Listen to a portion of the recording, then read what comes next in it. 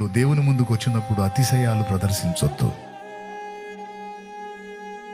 విజ్ఞాపనకు జవాబు రాలేదు అని వెనుక తిరగొద్దు. ఏమండి, ఇది మూడవదిగా చెప్పాను ఇందాక. ప్రార్థనకు జవాబు రాలేదు అని వెనుక తిరగొద్దు, మానొద్దు. ఆయన నిన్ను పరీక్షిస్తుండొచ్చు, కనిపెడుతుండొచ్చు.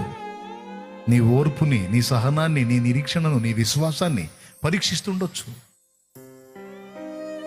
దానియేలు విశ్వాసం 21 దినం పరీక్షింపబడింది.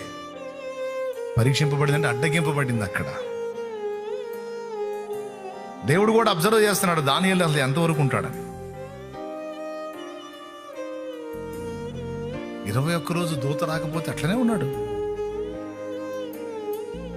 ఆన్సర్ రాలేదులే, దేవుడు చెప్పదలుచుకోలేదేమో అని లేచి వెళ్ళి తన విధుల్లోకి వెళ్ళలా. తప్పకుండా దేవుడు జవాబిస్తాడు. ఏదో జరిగింది, నాకు దర్శనం చూపించిన దేవుడు దాని వివరణ చెప్పకుండా ఉంటాడా? ఇస్తాడు. మొత్తానికి దాని వివరణలో ఏదో మర్మం ఉంది, అది నాకు అందకుండా చేయడానికి శత్రువు కుట్ర చేస్తున్నాడు. నేను ఇప్పుడు ప్రార్థన, ఒకవేళ దానియేలు ప్రార్థన మాని లేచి వెళ్ళిపోయినట్టయితే దూత కిందకు వచ్చేవాడా, పైకి వెళ్ళిపోయేవాడు? మళ్ళీ మీరు చెప్పండి.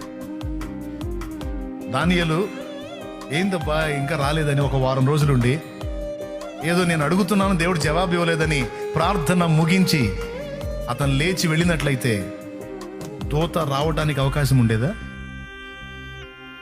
కిందికి వచ్చేవాడా దూత? గాబ్రియల్ దూత పైకి వెళ్ళిపోయాడా? దేవుడు గాబ్రియల్ని పంపించాడంటేనే అర్థం ఏంటో తెలుసా?